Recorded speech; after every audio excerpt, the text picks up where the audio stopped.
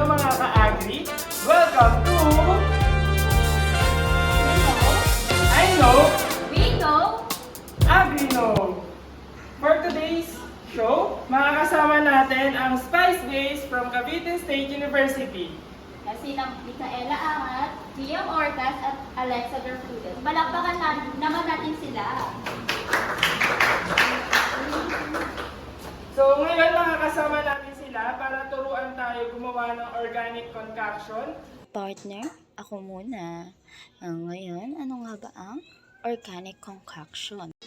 Organic concoctions are natural, home-brewed fertilizers, pesticides, and growth enhancers derived from plants, fruits, and beneficial microbes. It is also commonly used in natural and sustainable farming.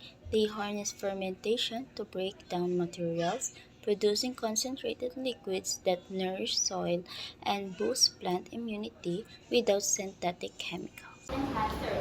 So before we proceed, ano nga ba ang kailangan natin sa paggawa ng FPJ? So, ayun nga po, syempre kailangan natin ng kutsilyo, chopping board, tsaka weighing scale. Kasi ating PPE, syempre, para po hindi po ma-contaminate po yung gagawin natin pag-ferment. Kailangan po natin ng face mask, apron, meron po kaming gloves, at tsaka po hairnet po. So ayan, partner, kailangan pala naka-PPE, hindi man lang tayo nasabihan ng Okay lang yung partner, studio. hindi naman tayo gagamit. Akaw. So, paano mo natin ito sisimulan, Miss Ana? Ang paggawa na... Syempre po, need po muna natin i-chop yung mga ingredients po. So, sa pagsisimula po natin, kailangan po natin chop-chopin sa maliliit na pieces yung mga ingredients po natin para ma-ano po rin natin yung ma-extract po natin yung pinaka-loose niya.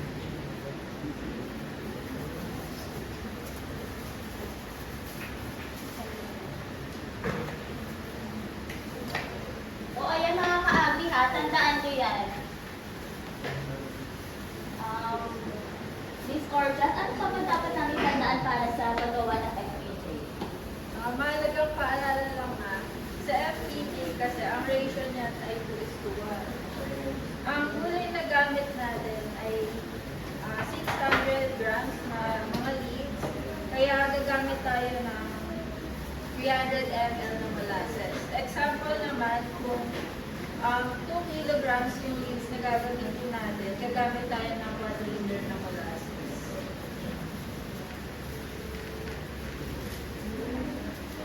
So, ayun, syempre po, after nating i-chop, ilalagay na po natin siya sa container kung saan natin siya i-ferment.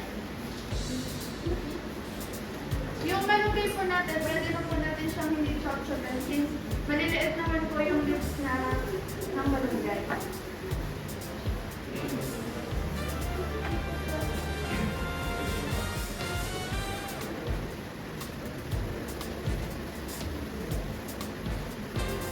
So, hindi na po namin siya sinukat kasi po, ready na po siya, na-weigh na po namin siya bago po namin siya i-ready dito.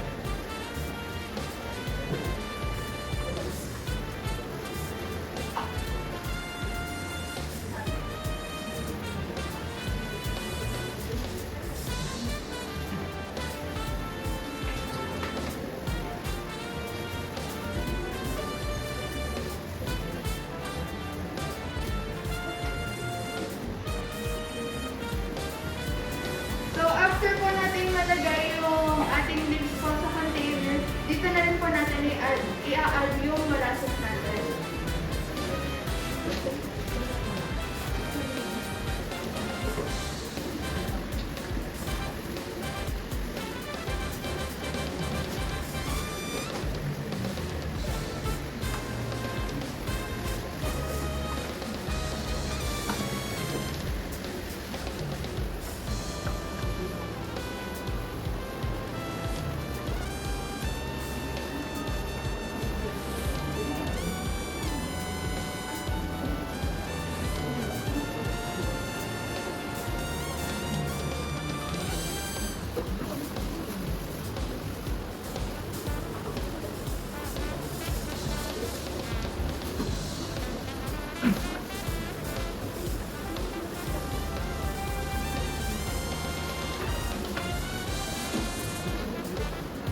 after po natin ilagay lahat ng mga dahon po, i-sunod natin yung molasses. Bali na, measure po namin siya na 800 grams.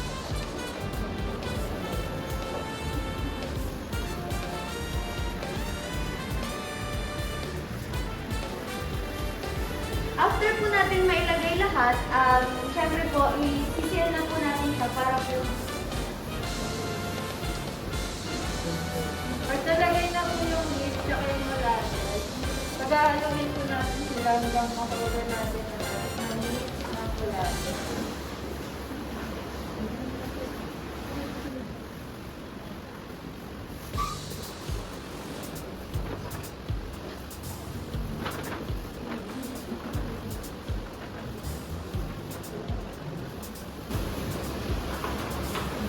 habang hinahalo po natin yung leaves and molasses, ika-prepare po natin yung Manila paper para po i-cover natin mamaya.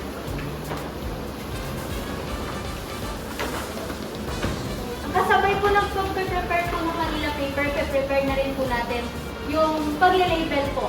So, bali ang ginawa po namin ay FPJ or fermented plant juice. Tapos, ilalagay na rin po natin sa labeling po yung date of processing po, and date of harvesting po. So, nag-start po tayo ngayong araw na July 8 po, 2016. Tapos, magbibilang po tayo ng 7 days po. So, matatapos po, maha-harvest po natin siya ng July 15 po.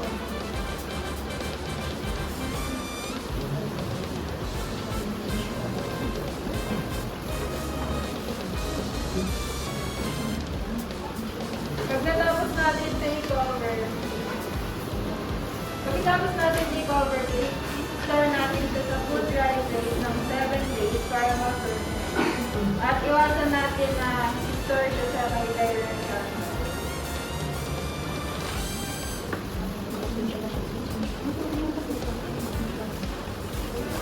So, ayun po.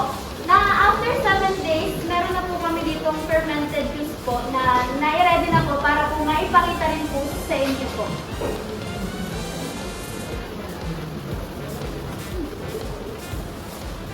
Ay, partner, bongga naman. Naka 7 days agad yung ginawa nila. Kaya nga, parang di man lang pinagpawilan na ating spices.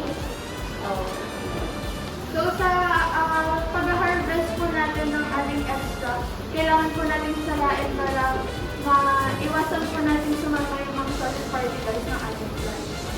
Ano ba ang benefits nito mga halaman?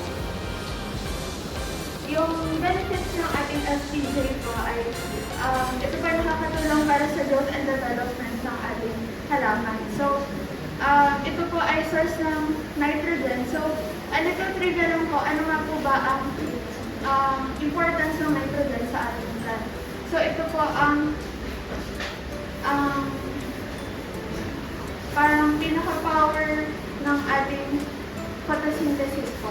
So, ang ano po natin sa natural insect repellent din po siya, nakakatulong po siya sa such as building po ng essential molecules, which is yung amino acid, nucleic acid, and proteins po. And marami pa po ito.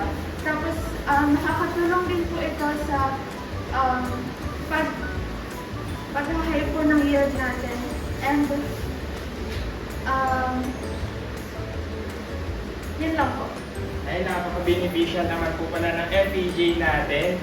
So, sa murang halaga na molasses na ang bibilhin mo dahil available naman, ready naman ng ating mga leaves sa paligid, makakagawa ka na ng FPJ na hindi ka nahihirapan. Tama ka dyan, partner. Kaya sa mga simpleng dahon na sa paligid ay makakagawa na tayo ng mga fertilizer. Kaya mga ka-agri, ano pang inaantay nyo? Subukan nyo na rin gumawa ng ating FPJ. Bukod sa safe siya, mas ligtas din siya para sa mga consumers natin na Ayan, salamat Spice Base. Thank you sa mga kaalaman na tinuro niyo sa amin ngayon. At ano pa inaantay niyo mga ka-agri? Like, share, and subscribe to keep updated sa mga ganitong kaalaman.